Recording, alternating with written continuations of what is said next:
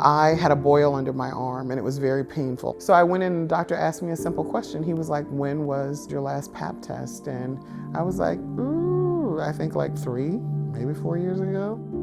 He gave me a referral and I remember thinking, I don't have time to make this appointment. But for whatever reason I did. And she touches me by the knee and she says, let's talk about your pap. It was just the most gorgeous spring day. And here I was at 25 with, you have cervical cancer. And I remember my mom said to me, I'm sorry this is happening, but you just have to save your life. And that's what I did. And in order to save my life, I had to lose my fertility.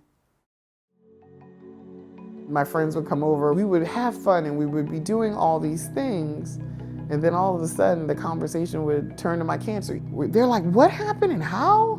You know, and so I'm becoming this expert about cervical cancer and HPV because I'm learning and I want to tell them. And then this domino effect is happening. And the next thing I know, we're having support groups. For me, it was fun. Every time we'll invite a few people over and we'll play these party games. And while we're playing these party games, we'll educate about cervical cancer. We need to learn not only about our bodies, but be empowered about doing the best for our bodies. I became a survivor the day that I was diagnosed. And survivor, spelled C-E-R-V-I-V-O-R, I want people to know that you are a survivor, that you are informed, you are empowered, and most of all, you are alive.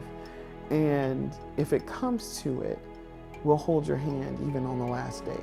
And I think about Holly, I think about Jillian, I think about Tialita, I think about Becky.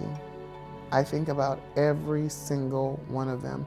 And I made a promise, and my promise is that I'm gonna make cancer pay every single day.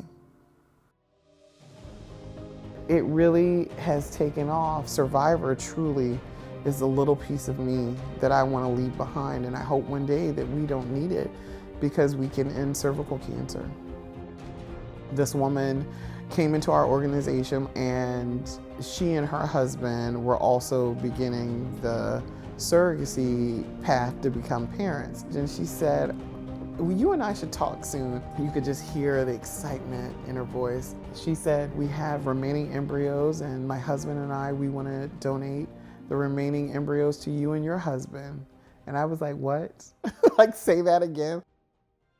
And now I have this amazing baby boy, Chayton. It's a full circle moment of my journey with cervical cancer. And I want people to survive it. I want them to thrive beyond it.